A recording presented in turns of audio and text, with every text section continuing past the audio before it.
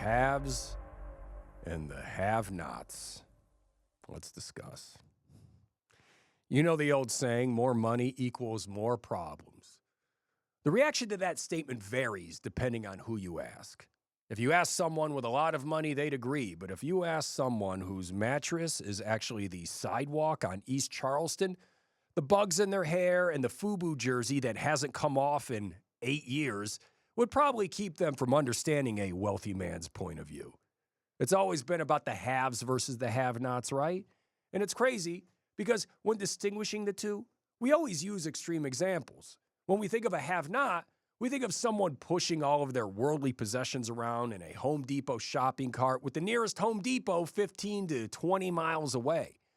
But when we think of a have, we immediately think of someone like Diddy, hosting freak-off parties, being the proud owner of 1,000 bottles of baby oil, playing naked celebrity basketball games, raping young Justin Bieber. You know how frivolous the one-percenters can be. But that's where we always go wrong in this country. We always use extreme examples to define the haves and the have-nots when, in reality, most Americans are both. You may feel like a have-not for driving your POS 2001 Saturn L Series around town, but there are millions of people in this country who consider you a have because they're stuck sitting on the bus next to some crazy woman who thinks it's totally acceptable to have an argument with someone on speakerphone for everyone to hear.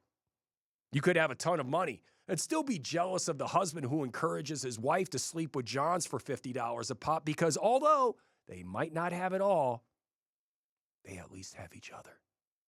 The point is, we have to stop comparing ourselves to absolute strangers. But it's damn near impossible when so many of us spend hours on social media watching edited videos of pretty people living their best life. You know who doesn't do that? People who live in third world countries.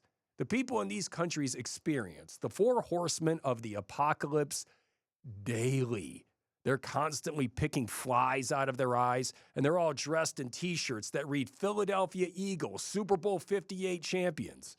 But here's the part that baffles me about the human race. You never hear of these people in third world countries committing suicide like they do in the States, and it's easy to understand why. Botswana doesn't have social media that reminds them how much of their potential they're missing out on. They only have life and death. They don't have time to worry about trivial garbage like their looks, their careers, and dating, when everyone in their village is too busy trying to avoid disease, famine, and tigers. So the next time you're suffering from depression over trivial nonsense, just remember that there is somebody out there who wishes they had your struggles.